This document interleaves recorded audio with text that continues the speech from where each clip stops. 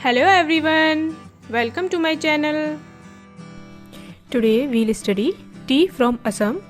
This is the third and last part of the chapter Glimpses of India of class 10th, written by Arup Kumar Datta. Arup Kumar Datta is an Indian writer and journalist from Guwahati, Assam. He has written 18 books for adults and 17 adventure novels for young people.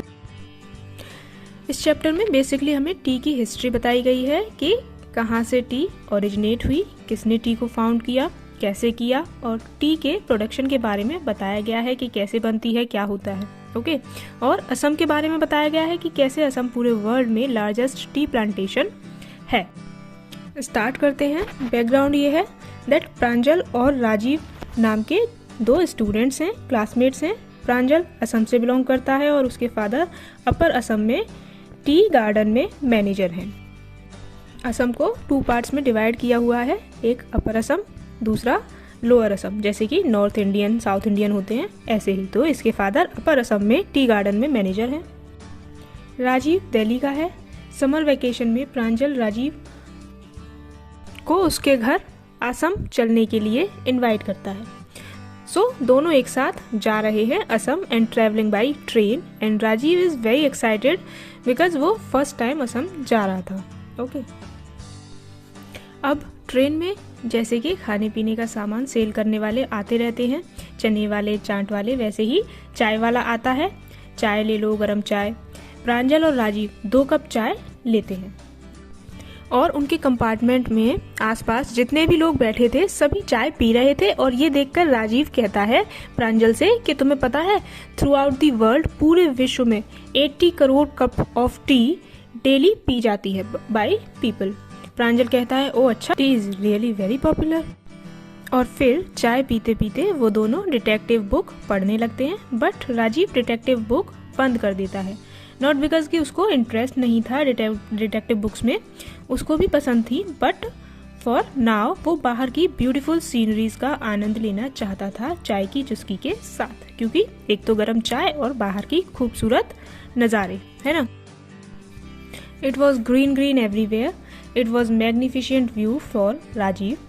Train window से बाहर की scenery बहुत ही mesmerising होती है उसके लिए। Suddenly क्या होता है, राजीव एक्साइटेडली चिल्लाता है हे टी गार्डन। बट प्रांजल जो कि असम में ही बॉर्न एंड ब्रॉट अप था, तो उसको कोई एक्साइटमेंट या कुछ न्यू नहीं लग रहा था टी गार्डन को देखना, या उसे कुछ नया नहीं लग रहा था। सो प्रांजल कहता है हाँ, वहाँ से टी कंट्री स्टार्ट हो गई है। अब वैसे भी असम में टी का लार्जेस्ट प्लांटेशन होता है इन दी होल वर्ल्ड। तो राजीव कहता है कि मैंने भी टी के बारे में काफ़ी पढ़ा है, but no one really knows who discovered tea. But काफ़ी लेजेंड्स हैं। Pranjal asked what legends? तो राजीव बताता है कि एक चाइनीज एम्परर थे जो हमेशा अपना वाटर बॉयल करके पिया करते थे। एक दिन क्या हुआ कि कुछ लीव्स उनके गर्म हो रहे पानी में आकर गिरी, जिनकी वजह से वाटर का फ्लेवर बहुत ही टेस्टी, बहुत ही डिलीशियस हो गया। और ऐसा कहा जाता है कि वो लीव्स टी लीव्स ही थी। So according to Chinese legend, in this way the tea was discovered. Now Pranjal थोड़ा इंटरेस्टेड होकर बोला अच्छा, और दूसरा बताओ।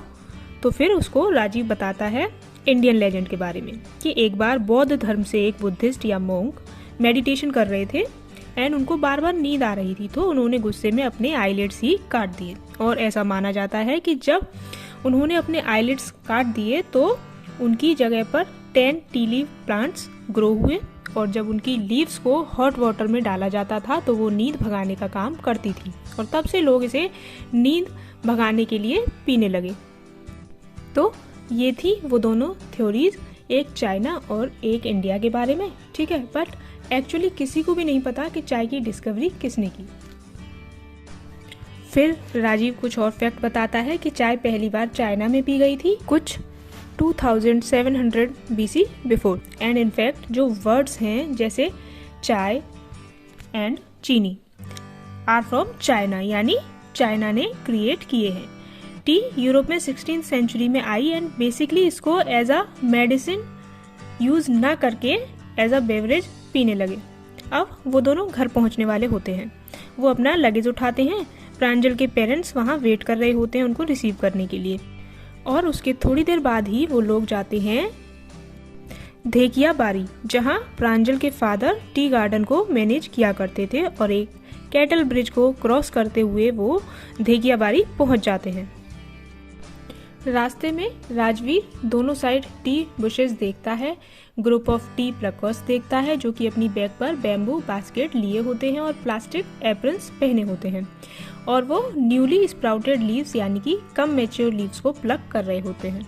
ठीक, फिर राजवीर प्रांजल के फादर, जिनका नाम था मिस्टर बरुआ, से पूछता है कि ये सेकंड फ्लश होगा चाय के पत्ते तोड़ने का। तो प्रांजल के फादर कहते हैं हाँ, ये मई से जुलाई तक चलता है और इसमें ये टाइम सबसे अच्छी प्रोडक्शन होती है चाय की।